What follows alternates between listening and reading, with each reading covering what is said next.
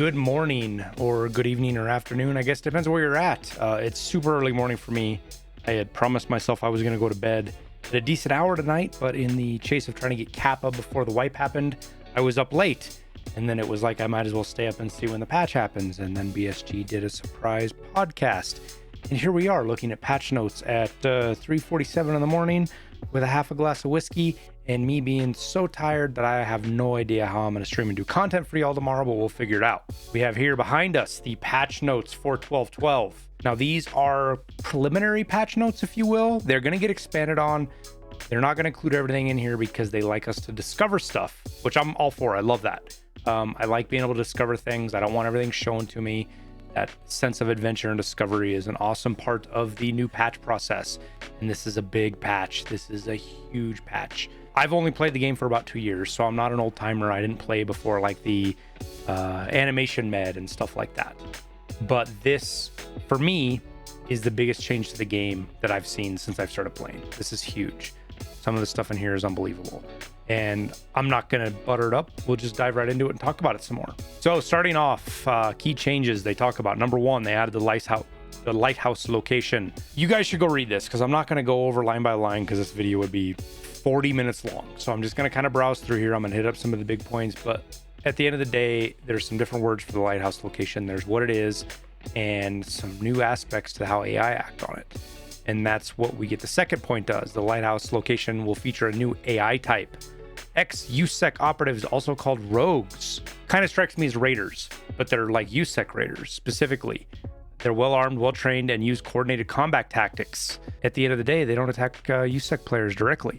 So if you're a USEC player and you don't attack a raider or a rogue, keep saying raider, rogue, if you don't attack a rogue as a USEC player, they kind of leave you alone. They're actually nice to you. As soon as you attack one as a USEC operator, that means you're screwed. They're going to treat you as a hostile. I think this brings up two really cool dynamics to the game that we're going to see more of in the future versus bear v USEC, because we've got the USEC thing here right now, the rogues. There's going to be a bear side of this. I can promise you there's eventually going to be a bear side of this. And what this means is, as a USEC, now you're going to see an AI on the map and you're going to have to think twice of whether you shoot him or not, because you have to decide, hey, if I shoot this rogue, I've got 3 or 4 or 5 raids or whatever BSG comes up with that they're going to be hostile to me. Whereas a bear doesn't give a shit. A bear can just kill everything on sight. It's fine. And I think this is a really cool dynamic going forward in the game. Now, moving on to number 3, we have Inertia. This is going to be one that talking about it doesn't do a lot of good. You're going to have to experience it for yourself. They specifically point out walking and strafing, sprinting, sharp turns during sprinting, landing after jumping or falling, and leaning and sidestepping are going to have a huge effect. Inertia is going to have a huge effect on those moments. But how that plays out into the game is going to be very specific on how we all experience it. Our play styles differentiate a great deal on what affects what. So make sure you go check it out for yourself. Don't read the patch notes and freak out. Go check out, see how it affects your play style, and hopefully you can adjust to it and enjoy the game with Inertia, because I know I'm going to. Now, one of the things that's cool with this is your loadout equipment, your weight is going to directly affect this. So if you're really heavy, it's going to take longer to speed up and longer to slow down, which makes this really cool dynamic of running light gear and running quickly versus running heavy gear and slowly, and how that fits to each player's play style. So it's just another choice we have in the game to further enrich how we experience it. And that's how I see it. So take it for what it is. Keep that in mind, that your gear and your weight is going to directly impact how you move around the map. Now, number 4 has got a very small blurb to it, but it has a pretty big effect on how players set up on different positions when they attack and they do things, and that is crouching and getting up from like prone. Those mechanics are directly dependent upon how overloaded you are, how much weight you have. So the more weight you have, the more stamina it takes to stand up, the more stamina it takes to go from crouching to standing. So you're not going to be able to just spam crouch, move around, do your thing. It's going to be dependent on how much weight you have. So if you're going to get into a fight, you're not going to want to have a bag or a lot of weight on you. And I think this is cool. I don't think that the little 3 lines in here does it enough justice, but it's going to have a pretty big effect on the game. Now, the next one, number 5, is going to change everything. And there's some huge things in here I saw that they haven't talked about in the past that is super exciting. So this is weapon malfunctions. And I know there's a huge part of the community that hates these. And you can hate them. That's fine. I think they add a great deal of depth to the game and immersion and realism, especially for somebody who shoots guns a lot as an enthusiast. you run into this stuff in real life and it matters. You know, things like failures to eject, failures to feed, and jam bolts. Those are the 3 they have listed in here. There's a lot of different things that can cause those, but specifically those jams, it doesn't necessarily matter what causes them. That malfunction gets treated the same. And that's kind of how it looks like they're doing it in the game. Now with this, they're saying they're setting the threshold at 93%. If your gun's durability is above 93%, the malfunctions will not happen with the exception of overheating. Overheating will happen no matter what, which is fair. If you're overheating your gun, it doesn't matter how good you take care of it, it's going to malfunction. Now, it looks like they've set it up in order to fix the malfunction. You have to inspect to figure out what the malfunction type is and then clear it. So instead of us having, the way I read this, and we'll see what happens as the patch comes out, or the game as we can play it, is instead of having like 9 different keyboard strokes you got to do for different malfunctions, you're going to have 1 to inspect to figure out what the malfunction is, and then another to clear the malfunction. This simplifies it and kind of makes all of the malfunctions the same, but it also gives a little bit more depth into what's going on and lets you control, hey, this malfunction caused because I overheated. I'm going to do this so I don't overheat as much. So that's kind of how I see where this is going. Now they expand with number 6 on overheating and what its effects has to the game, and how there's 4 phases of overheating, and they're all indicated by visual references. Things like you get reddening of the barrel or the muzzle device, changes in fire rate, and then the big one I saw here is the possible cooking off chance. Now, for those of you that aren't aware, this is a big difference between an open bolt and a closed bolt design. When a weapon gets really hot, a closed bolt, the problem with those things is the barrel, the chamber will actually get so hot it can cause the round to pre-detonate, and there are all sorts of problems that happen with this. This is why your big machine guns, you know, your mod deuces and your 249s and things like that, or your PPSH in the game, it operates in an open bolt design because it prevents that cook-off. It doesn't shoot. When you pull the trigger, the bolt goes forward, puts the round in and shoots and resets. That's an open bolt versus a closed bolt. You pull the rounds in the chamber, bolts forward, you pull the trigger, the round fires, the bolt cycles and closes again, and that round's sitting in the chamber. That's the big difference. This is where cooking off is going to be a big deal. I think it's really cool. I'm super happy they added this to the game because it's probably one of the bigger problems you have with overheating. Of all the malfunctions you have, there's a lot of them, and maybe it's not the most frequent, but it's the one that's the most concerned to me when I'm shooting in real life, is if I'm ever, shooting fast and having fun, just wasting ammo basically. The cook-off is the biggest one that I'm worried about, because the other jams or whatever, you just stop shooting, you take the mag out, you clear it. But a cook-off is actually a pretty big problem. So it's cool that they've added it to the game.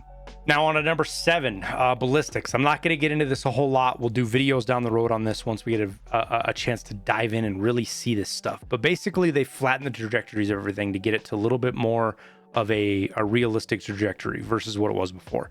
So this is going to make shooting at further distance much easier. It also means that how far away something is and how long of a barrel you have, all of these factors are going to change into how much damage and how much penetration you do with a specific round. So there's so much depth that's going to come from this. I'm not going to get into, I'm not going to talk about it too much here. They got a couple of charts. If you want to look at the patch notes, you can. This is going to add to the complexity of the different rounds you pick, the barrels, the muzzle devices. Everything is going to matter, especially if you're trying to shoot at further distances. And this rolls into how number 8, where they adjusted the recoil mechanics when shooting. Simply put, it sounds the recoil system is going to get a pretty big overhaul. So what we're all used to seeing prior to this patch is going to change a big time. So I would suggest, instead of freaking out if you notice all of a sudden something's big and different, it's probably better to kind of collect your thoughts, figure out what you don't like, and post productive changes to make the game as immersive as possible, but also playable so we can all enjoy it. So that's pretty much all I'm going to say about adjusted recoil mechanics. Adjusted recoil mechanics until we can get our hands on, we can try some of the different stuff and go from there. Number 9 is VOIP. Now, they've got a lot more stuff in here that I haven't had before. Things about you can only talk for 15 seconds at a time in a 20-second period.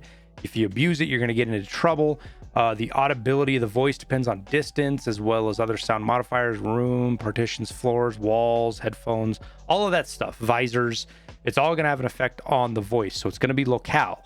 Now, we all know Tarkov's audio system up to this point hasn't been great, so it's going to be very interesting to see how that all comes into effect. but it's exciting because it means they're considering it. It's not just this broadcast speaker.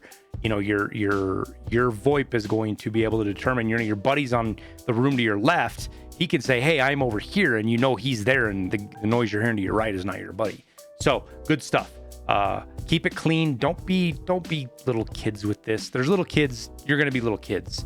I can't tell you to not be a little kid because you're a little kid. If you're semi of an adult, don't be a douchebag. Don't ruin this for everybody else, because there's a lot of fun stuff that can come out of this that can make the game better.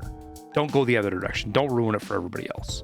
I don't know if I can say anything more than that. That's just how I see it. Okay. Enjoy it. Have fun with it. Don't ruin it for everybody else. Pretty simply put. Number 10 is talking about the operational tasks. And this is your daily and weekly tasks and how they've expanded them. The description variety of all operation tasks has been expanded. They've added the completed operational task statistics to the player screen, so you can see, you know, how you're doing on your operational tasks, as well as adding a exit through the specific extract condition for the exit location. So you're going to say, you know, you got to survive interchange 4 times. But instead of just being able to run to the backpack extract, they're going to say you have to use Emercom or railway or the car extract. So those are going to get harder. I know a lot of people are going to be happy with this because, like me, I hate getting interchange survive. I hate them. I fucking hate interchange. I've had some fun on it, but I hate interchange. And whenever I got like survive 6 raids on interchange, if I got an opportunity to run to the backpack extract, I was right there. And it looks like that's going to go away. So I guess just embrace it as much as you can, or skip the task, because that's probably what I'm going to do. Number 11. Now this has got a lot here, so I think there's a lot more to this than necessarily the number 11 is leading on to, because it kind of gets into some other stuff. Number 11 says added the ability to partially use different types of food and drinks. And I think it just isn't supposed to be food and drinks. It's supposed to be equipment, because there's a lot of stuff in here. So like you can partially, I don't know, maybe you can partially eat an Urska, or maybe partially drink, I don't know, a hot rod would be kind of hard to partially drink. Like a water bottle partially drinking makes sense, right? You put the cap on it. So there's some things in here that you're gonna be able to partially drink. And basically what it's getting at too is it doesn't affect the buff that you get from that item, but it affects the duration. So if you only partially drink it, it shortens the duration versus fully drinking it. Now there's a bunch of things in here, how the skills stack and stuff like that. I'll let you read it. I don't fully understand it reading it here. I'm more of a hands-on guy.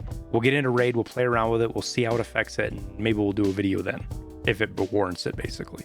Now more into here, that, you know, they got new weapons, new weapon parts, 4 new hand grenades, new equipment, new barter items. Excited, barter items, yay. Crafting barters, yes. This channel is good for that. New keys. So we'll have to see what comes out of that, what rooms they've locked. Is that just Lighthouse? Is there other places they've added locked rooms? New storage cases. They've got an injector case and a key card holder, which is kind of cool. Key card holder. I don't have my wallet here, but I have a Ridge wallet, so it's kind of like a key card holder. Maybe it's something like that. You've got range finders, which are going to have they're eventually going to get their own slot, kind of like the Compass does. But they're going to be, and Nikita said they're going to be cheap. They're going to be available to everybody. They're not going to be hard to get. And I imagine you're going to maybe put them in your rig and hotkey them and use them that way. We'll just have to wait and see. But rangefinder are going to be in there. 5 new cartridges. Now, I said that like I knew what I was going to say. No idea what that means. I don't know what cartridges mean. Is this 5 new ammos? 5 new bullets? I think so. But there's a couple other places to go. We'll have to just wait and see. You got new clothing for USEC and Bear, including the puffy jacket, which is confirmed USEC. We got USEC puffy jacket, new unique armbands, which will be cool, and then new unique face types. On top of this, number 13, which it's funny because it skips from 11 to 13. Don't think I didn't notice. You have new quests to the Lighthouse location. So we won't talk about it much, but there's obviously going to be quests on Lighthouse, which is great because we got Reserve without really any quests. So now we have Lighthouse, but they thought about quests, so that's a good thing. So we'll just have to wait and see what they are, and we'll go from there. Now, they got some graphic changes and optimization stuff in here. Screen space reflection, optimizations, things like that. I don't understand it, so I'm not going to pretend that I do. If you understand it, great. I'll leave it to somebody else who knows what they're talking about to talk about this stuff. But any optimization is a good thing in my mind. But it probably means we're going to have to go change graphic settings and get things dialed again like we do every wipe. Now the list of fixes. And as you can see here, I'm going to scroll down. There is a shitload of list of fixes. But I'm going to hit some of the big ones. You can go through here and look. There's a lot of good stuff in here. I'm not trying to diminish anything, but I want to hit some of the big high points. So we have things with trader restock times and traders getting stuck. A lot of these things we've seen, it looks like they're getting fixed, which is really big. That means it's quality of life, right? It doesn't break the game, but it makes a pain in the ass when you have to restart your game because of dumb shit. So this looks like it's all getting fixed. It's addressed. If you're still having those issues after the wipe, don't go to Reddit and be like, BSG sucks. They didn't actually fix it. Post a bug report. Explain in your bug report to somebody who might not speak English very well. Think of these people as Russian speakers that speak broken English. And I'm not saying that in a mean way, just it is proud of what it is. Be very clear in what the bug was, what happened, how you got there. They want to fix these bugs, guys. They're not ignoring people. It's just most people suck at reporting bugs. And I'm looking at you. You probably suck at reporting bugs, and it takes practice to get better at it. So make an effort to make it as clear as possible. Don't put shitty comments in there, and help them fix the problems that we see. Now, one of the other things, there's a couple 3 or 4 lines in here. You've got like this one, right, where they've talked about overlapping sounds. So I'm hoping that this fixes the audio in some of the more broken places like dorms, resort, the buildings in reserve, anything like that. Hopefully this fixes some of this overlapping sound issue is what was causing things to be broken. And then there's a handful of other issues in here that I've seen that are cool. Things like, and obviously I care more about the hideout than most people, but like fixing this water filter resource continue decreasing after the end of purified water production.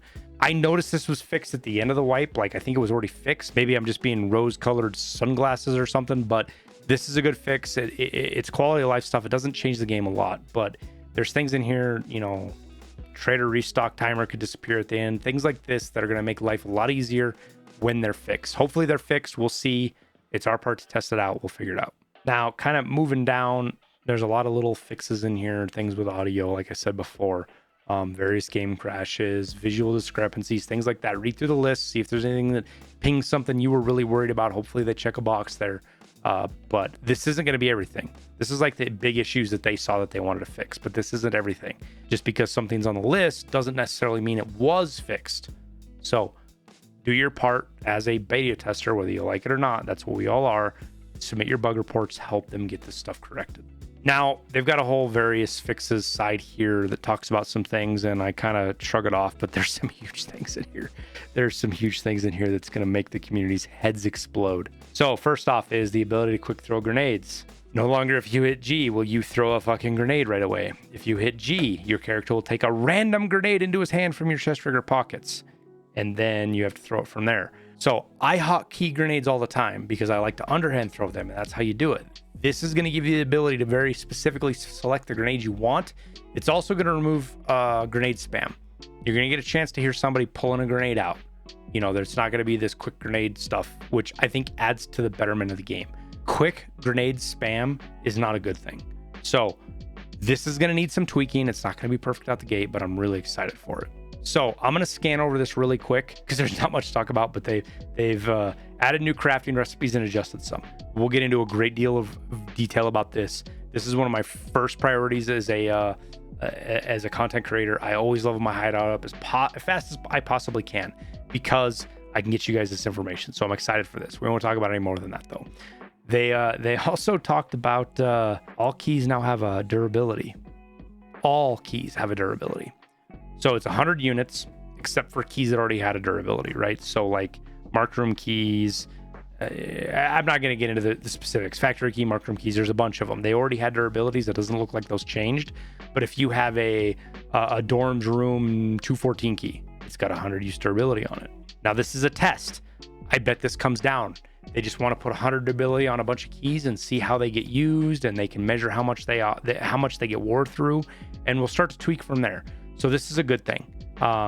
This is a work in progress. I'm excited for it, and it's going to make keys more important again. Instead of, 4 months into a wipe, keys are just worthless at that point, with the exception of like maybe 5 or 10, kind of depending on where you're at. I think this is a positive change. I like it. It's going to make life harder, but it's a good thing for all of us. So they changed the starting gear for bots and player scavs. This will be interesting to see where this settles out. Anybody who played the end of the wipe, you saw AI scavs with slicks and fucking Mark 18s and just all sorts of crazy stuff. So this is some kind of where in between there. I think we're going to see some buffs to what bots and player scavs get, not necessarily to make them more deadly, but it will make them more deadly, but to make them more enticing to loot and look at. I think that was one of the best things I got out of the post-wipe event, is that scavs were important again. You just didn't shoot them and run away, because that scav might have something really cool. You wanted to go check and see if you had it. They did some balancing changes to spawn locations and rarity of items. We'll just have to wait and see how that pans out. They changed the logic parameters of various weapon attachments. I'm not totally sure what this means. We'll have to, I think this kind of imagines like how they interact with each other. Like maybe you can't use a drum mag and a certain foregrip because your arm clips through it. It's kind of how I see it, but I could be completely wrong. We'll just have to wait and see. There was changes to in the traders range of items. We'll have to see what we've got there. Going to be a lot of changes. Localization fixes and improvements. I don't know what that even means. I'm not even going to pretend to know what that means. Balancing changes to task rewards, I think is a good thing. Some of the tasks were over bloated, so if they've dialed those back a little bit on one end, but on the low end, some of the shittier tasks, they bumped them up. That'll be a good fix, just balancing in general. And then we get to probably the thing that's going to blow the community up the most. And that is the specific items can no longer be put up and purchased on the flea market. Now this list is huge. This list is huge, and there's a lot of stuff here. And there's some specifics I want to talk about that are more important to bring up, because these are things we've all come accustomed to buying on the flea market from other players. You find them in raid, you sell them, you make some money. So not only does it make it harder for people to make money, it makes it harder for people to access this gear. And all around, maybe unpopular opinion, this makes the game better. It leads to less inflation on prices, and it makes meta gear harder to get. It actually means something. So, for example, you can't buy slicks anymore. You're not going to be able to buy a slick on the flea market. You're going to have to barter for it, or you're going to have to go get it yourself. I'm okay with that. I think that's a good thing. Same thing with Altons. You've got the Rice Teas, Tactics, CPCs. There's all sorts of stuff in here. Tons of ammos. I'm not going to go through this whole list, guys. You can go look at it, but there's a lot of ammos in here. And even this one even caught me by surprise right here. 856A1 isn't going to be able to be bought or sold on the flea market. That changes a lot of things. That's going to change how guns are run. That's going to change how ammos run. I think this is a positive move. Does it need balance? Yes, there's going to be needed changes to this. There's going to be items that are going to need to get added and items that are going to be needed taken away. And that's going to be our part. Let's do it. So that's going to be our part. I've hyped on that. I've said that like 10 times. So that's the patch note, guys. I'm not going to go over every item here, and we may get more patch notes in 3-4 days. If that's so, we'll go over them again. I'm super excited for this. This is awesome. It is now 4:14 a.m. I'm going to go try to get a couple hours of sleep so I can get up and launch the patch with the rest of you. I might be a little bit behind. If I am, I apologize. Sort of, not really. I don't really apologize. I'm going to get some sleep. We're going to stream a long time, and I'm going to create some YouTube content for you guys over the next couple of weeks. I hope everybody gets a chance to greatly enjoy the new patch and Lighthouse. I wish you the best of luck, and we'll see you in Tarkov.